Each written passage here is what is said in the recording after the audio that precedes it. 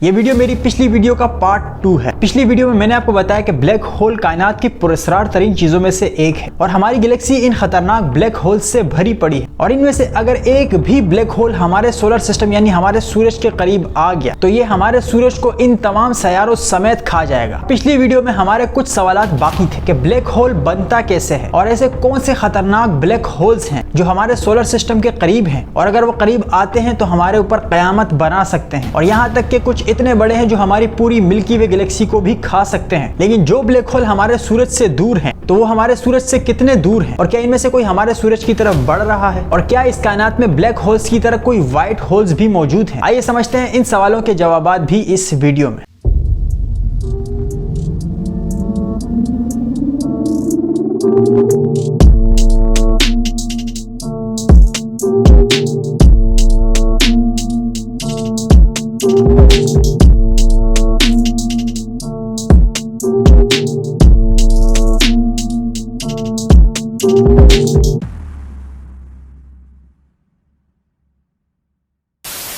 अब तक साइंसदानों ने सिर्फ कुछ दर्जन ब्लैक होल्स ही डिटेक्ट किए हैं, लेकिन साइंसदानों का ख्याल है कि सिर्फ हमारी मिल्की वे गैलेक्सी में तकरीबन 100 मिलियन ब्लैक होल्स मौजूद हैं। अब हमें नहीं मालूम कि हमारी जमीन के या हमारे सूरज के करीब तरीन ब्लैक होल्स कितने हैं, लेकिन अब तक जो जमीन का या सूरज का करीब तरीन ब्लैक होल मिल सका है उसका नाम है गाया BH1 और ये ब्लैक होल हमारे सूरज से सिर्फ 1560 लाइट ईयर्स की दूरी पर है। ये ब्लैक होल हमारे इतना करीब है कि अगर ये कोई स्टार होता तो जुलाई, अगस्त और सितंबर के महीनों में आप इसे रात के वक्त रोजाना देख पाते हैं, क्योंकि अगर रात के वक्त आप आसमान में देखेंगे तो आपको सितारों का एक झुरमट दिखाई देगा और सितारों के इस झुरमट को ऑफिशियस कॉन्स्टेलेशन का नाम दिया गया है और ये ब्लैक होल सितारों की इसी झुरमट की डायरेक्शन में मौजूद है और इसका साइज हमारे सूरज से 10 गुना बड़ा है और अगर ये हमारे सूरज की तरफ बढ़ा तो ये बहुत आसानी से हमारे सूरज को सैयारों समेत खा जाएगा। लेकिन घबराइए मत, क्योंकि अगर ये इतना करीब भी है लेकिन फिर भी इसका फासला 1560 लाइट ईयर्स है और ये कोई कम फासला नहीं है, क्योंकि अगर ये रोशनी की स्पीड से भी जमीन की तरफ बढ़ना शुरू करेगा तो इसे हम तक पहुंचते पहुंचते तकरीबन 1500 साल लग जाएंगे और साइंसदानों का ख्याल है कि जितनी दूरी पर ये ब्लैक होल मौजूद है उससे जमीन को या हमारे सोलर सिस्टम को कोई खतरा नहीं है। लेकिन जिस ब्लैक होल की हमने बात की ये छोटे ब्लैक होल्स हैं और हर गैलेक्सी में छोटे ब्लैक होल्स काफी सारे मौजूद होते हैं और इनकी तादाद भी मिलियंस बिलियंस में होती है। लेकिन अगर हम बात करें बड़े ब्लैक होल्स की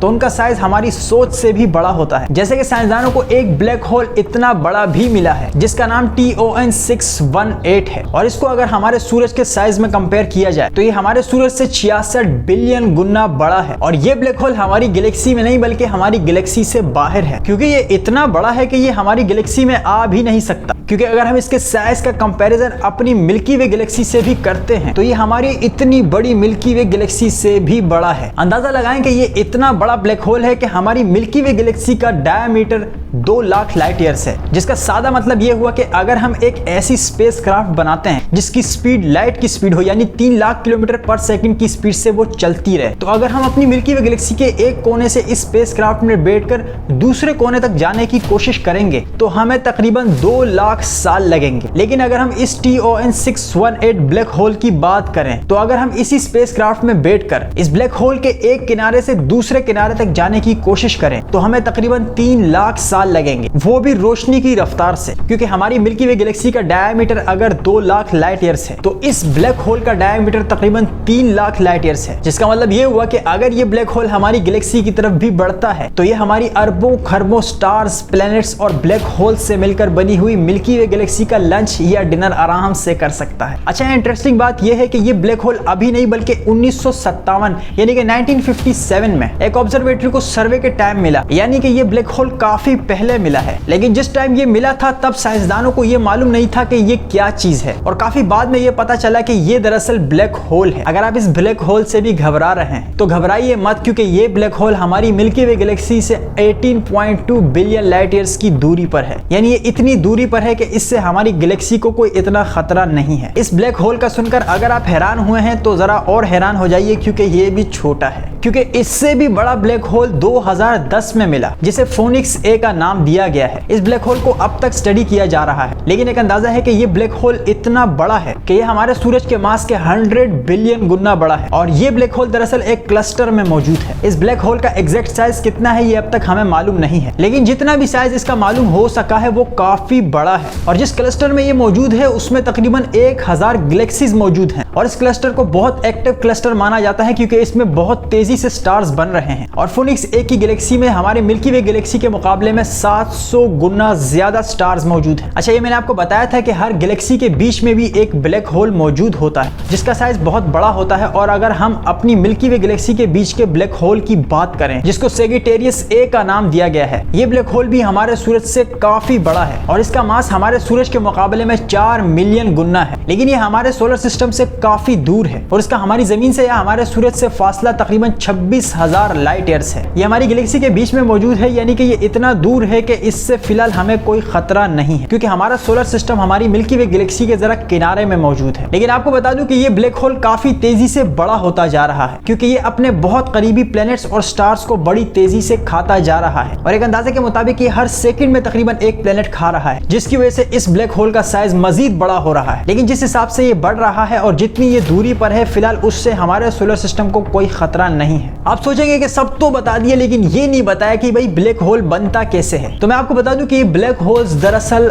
सितारों की लाशें हैं। जैसे एक इंसान या फिर जानवर पैदा होता है, इसे जवानी आती है, बिल्कुल इसी तरह स्टार्स भी पैदा होते हैं, इन्हें भी जवानी आती है और ये जवानी में काफी चमकते हैं। और जिस तरह इंसान बूढ़ा होता है तो ये भी बूढ़े होते हैं और इनके बुढ़ापे में इनका फ्यूल खत्म होने लगता है और एक वक्त आता है जब एक काफी बड़ा धमाका होता है। शदीद तरीन धमाके में इनका सारा मवाद बिखर जाता है और बस एक काला धब्बा बाकी रह जाता है। फिर हमें नहीं मालूम होता कि ये ब्लैक जो धब्बा दिखाई देने लगा है इसमें क्या मौजूद है। अच्छा, जो बहुत बड़े स्टार्स का धमाका होता है इसे हम सुपरनोवा कहते हैं। सो ब्लैक होल किसी स्टार के फटने से होते हैं। लेकिन अगर आपका ये ख्याल है कि यार हमारा सूरज भी तो स्टार है, अगर ये फटा तो क्या ये भी ब्लैक होल बनेगा, तो मैं आपको बता दूं कि ये ब्लैक होल नहीं बनेगा। और इसके ब्लैक होल ना बनने की वजह यह है कि इसका साइज काफी छोटा है। जब कोई छोटे स्टार फटते हैं तो इनके फटने के बाद ये न्यूट्रॉन स्टार्स में, व्हाइट ड्वार्फ में या फिर रेड जायंट में तब्दील हो जाते हैं। यानी ये ब्लैक होल नहीं बनते लेकिन ये इतने ज्यादा डेंस हो जाते हैं कि अगर एक न्यूट्रॉन स्टार में हम एक साइड से काफी बड़ा प्लेनेट डालेंगे तो दूसरी साइड से अगर वो बाहर आता भी है तो उसका साइज इतना छोटा हो जाएगा, यानी वो इतना छोटा रह जाएगा कि उसका साइज एक चम्मच बराबर होगा, लेकिन उस प्लेनेट का वजन तब भी उतना ही रहेगा जितना पहले था। इसकी मिसाल मैं आपको ऐसे देता हूं कि अगर एक 100 किलो का आदमी है और उसे मैं दबा दबा के इतना छोटा कर दूं कि एक सिक्के बराबर कर दूं,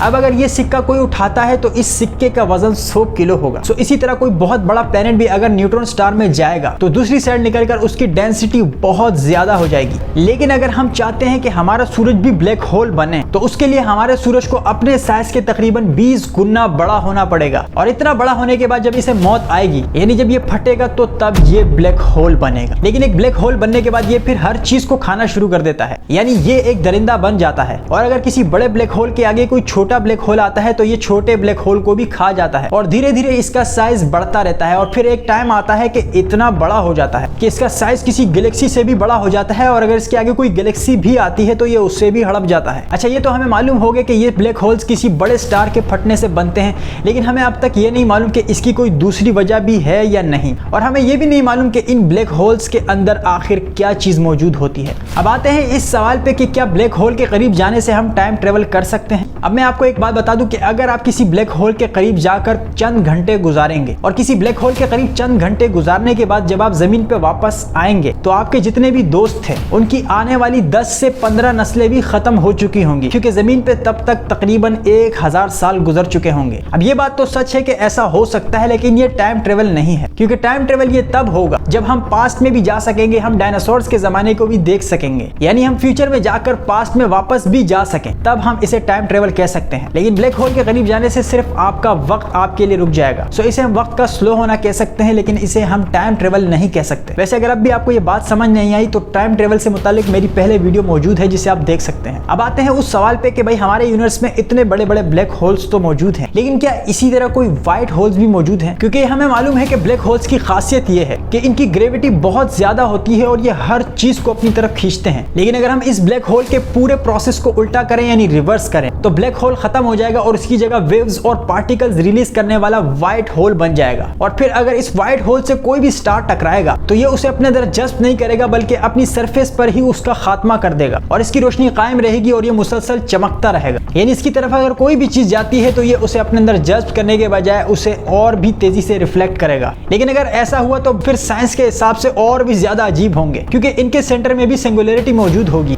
और इनके बॉर्डर्स पर भी ग्रेविटी मौजूद होगी। लेकिन अगर हम बात करें कि क्या कायनात में व्हाइट होल्स मौजूद भी हैं, तो इसका जवाब है हरगिज नहीं, क्योंकि व्हाइट होल्स पर कई सारी आर्ग्यूमेंट्स हैं और इसमें से एक पॉइंट तो ये है कि ये थर्मोडायनामिक्स के दूसरे कानून की खिलाफ वर्जी करते हैं, जिसमें कहा गया है कि यूनिवर्स में एंट्रोपी वक्त के साथ साथ कम नहीं हो सकती। एंट्रोपी का मतलब यानी किसी चीज का बिगाड़। अब अगर हम व्हाइट होल्स की बात करें तो वो हमेशा एनर्जी और मैटर रिलीज करते रहेंगे और ये चीज कायनात की स्टेबिलिटी को रोकेगी, इसलिए ऐसा हो नहीं सकता और आज तक कायनात में कोई एक भी व्हाइट होल नहीं देखा गया। उम्मीद करता हूँ इस वीडियो से हमने कुछ ना कुछ जरूर सीखा होगा और ये वीडियो आपको पसंद आई होगी। अपना बहुत सारा ख्याल रखिए।